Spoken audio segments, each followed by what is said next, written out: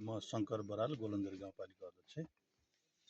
यो म पछाडि देखिरहनु भएको यो जुनार, यो वास्तवमा यो जुनार भनेको सिन्धुलीको मौलिक फल हो र सिन्धुलीको मौलिक फल भनिरहँदा अहिलेको राज्यको पुनर्संरचन पछि जुन पालिका भयो त्यो पालिकामा गोलन्जर गाउँपालिकाको यो मौलिक फल। मैले यो फलको नाउँबाटै गाउँपालिकाको नाउँ चाहिँ जुनार गाउँपालिका राख्नुपर्छ भनेर प्रस्ताव पनि गरेका थिएँ। त्यो सम्भव भएको छैन।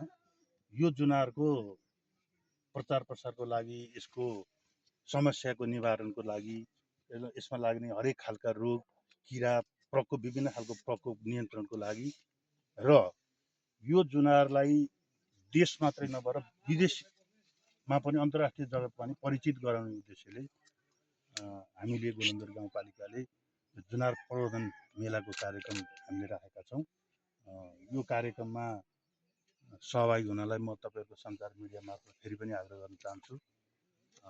भएसम्म बगैँचा हेर्न आइदिनु होला, मेला हेर्न आइदिनु होला भन्ने आग्रह गर्छु। यदि सम्भव भएन भने गोलन्जरको जुनार, सिन्धुलीको जुनार हाम्रो सिन्धुली सदरमुकाममा पाइन्छ, त्यसै गरी खनियाहारमा पाइन्छ, त्यसै गरी खुर्कुट बजारमा पाइन्छ भने अन्य सहरहरूमा पनि पाइन्छ।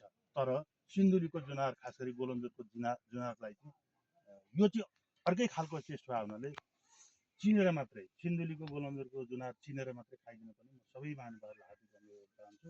र त्यही सन्दर्भमा यो जुनारको प्रचार प्रसार र यो बगैँचामा आउने यो गोलन्जरको जुनार बगैँचाहरूमा आउनको लागि चाहिँ बाटो अत्यन्त नराम्रो छ, अत्यन्त रफ बाटो छ।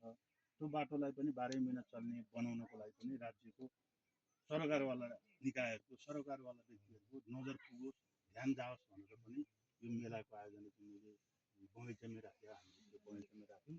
र त्यसको लागि यो समस्या किन, बाटोको के समस्या हो भने यो फल एक दानाबाट अर्को दानामा बढी जुदो ठक्कर खायो भने यो फलको चाहिँ आयु धेरै हुँदैन, 2 दिनमा बिग्रिन्छ। त्यसैले सहज रूपमा बजारमा बगैँचाबाट बजारसम्म पुर्याउनको लागि बाटो पनि यहाँ आवश्यक छ भन्ने उद्देश्यले र त्यही सिलसिलामा हामीले बागमती प्रदेशको कृषि मन्त्रीज्यू, त्यसै गरी यसको प्रवर्धनको लागि यसलाई जुनारको फल विभिन्न आइटमले खाइन्छ, जस्तो यसको बोक्रा पनि मिठो हुन्छ।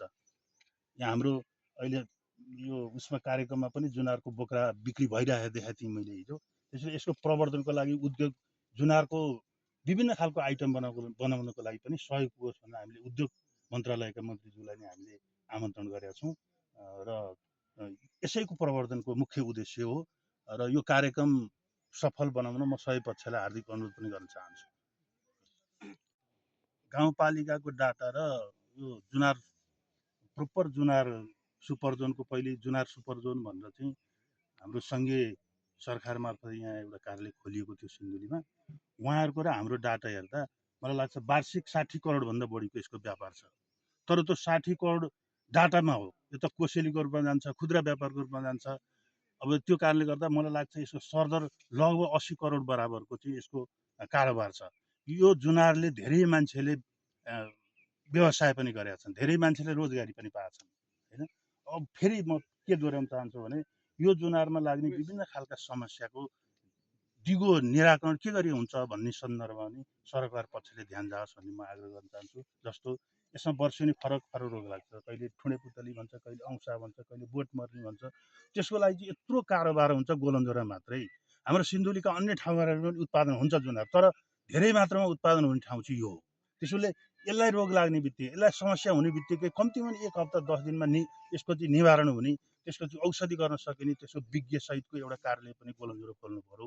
म सम्बन्धित पक्षलाई यो तपाईँहरू मार्फत आग्रह गर्न चाहन्छु।